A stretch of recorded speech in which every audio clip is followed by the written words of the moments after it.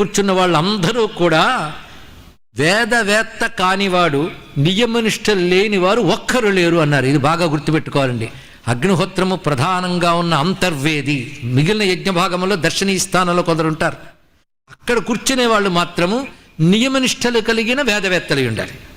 అదే అగ్నిహోత్రం చూడగానే ప్రతి వాళ్ళకి హోమంలో కూర్చోవాలని సరదా పుట్టచ్చు. ఇది కూడా తెలుసుకోవాలి.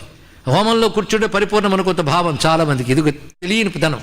కానీ ఇక్కడ ధర్మరాజు చేసిన యాగం వాళ్ళ ఇంటి కోసం చేయట్లే, సమస్త రాజ్యక్షేమం కోసం చేస్తున్నాడు మహానుభావుడు. అటువంటప్పుడు ఎటువంటి మంత్రం, ఎటువంటి పవిత్రత ఉండాలో అటువంటి వాళ్ళని అక్కడ పెట్టాడు. మిగిలిన శాస్త్రాల్లో పండితులైనా, ఆ వేదములకు తెలియనటువంటి బ్రాహ్మణులైనా మరొక చోటు పెడతారు. తెలుసుకోండి, ఇక్కడ ఆ నియమంలో ఆ దీక్షలు ఉన్నవాళ్ళు మాత్రమే అందులో. ఇక్కడ వర్ణాదుల ప్రసక్తి కాదు, ప్రధానంగా దీక్షలు, నియమాలు, పద్ధతి ఉంటుంది. ఎవరినెవరిని అక్కడ ఉండాలి అక్కడ ఉన్నారు. కానీ అంతర్వేదిలో ఉన్నటువంటి వాళ్ళు కూడా నియమనిష్టలు లేని వారు ఒక్కడు లేడు, అదేవిధంగా వేదవేత్త కానివాడు ఒక్కడు లేడు. ఇలా వీరందరూ కూర్చుని ఉన్నారు. ఇక ధర్మరాజు యజ్ఞ నిర్వహణ సామర్థ్యం చూస్తూ ఆ సంపదని ఇక్కడ తీసుకొచ్చి ఏ లోటు లేకుండా, అంతేగాని ఇవాళ ఈ బట్టతో కానిచ్చేయండి, అంత పట్టుబట్ట అవసరమా యజ్ఞానికి? కొంతమంది ఇలాగా వాళ్ళకేగా ఇలా ఇచ్చేద్దానండి, దేవుడికేగా అన్నప్పుడు పనికి వాళ్ళవి, మనకు మాత్రం మంచివి.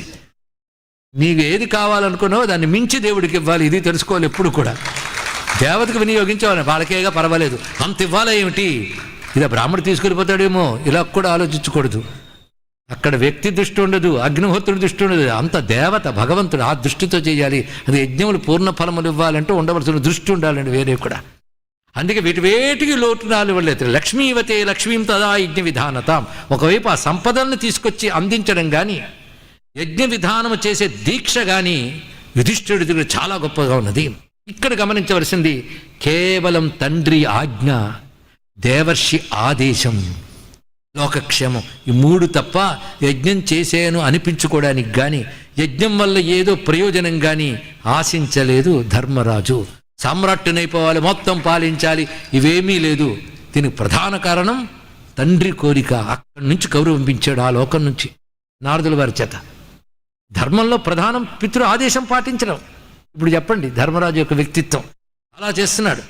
ఇదంతా చూడగానే వీళ్ళందరూ అసలు రంగులు తీసిన వాడు నారదుడు.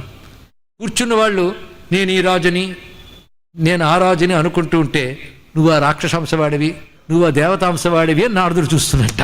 అంటే వాళ్ళు ఎక్కడి నుంచి వచ్చారో తెలిసిపోయింది. వీళ్ళందరూ కూర్చోవడం చూసి చిన్న నవ్వు నవ్వాడు. వీళ్ళలో దేవతాంశలు ఉన్నారు, ఆ ప్రత్యర్థుల్లో కూడా దేవతాంశలు ఉన్నారు. ఇవాళ వీళ్ళందరూ కలిసికట్టు కూర్చున్నారు, కానీ కొద్ది రోజుల్లో కొట్టుకోబోతున్నారు వీళ్ళందరూ.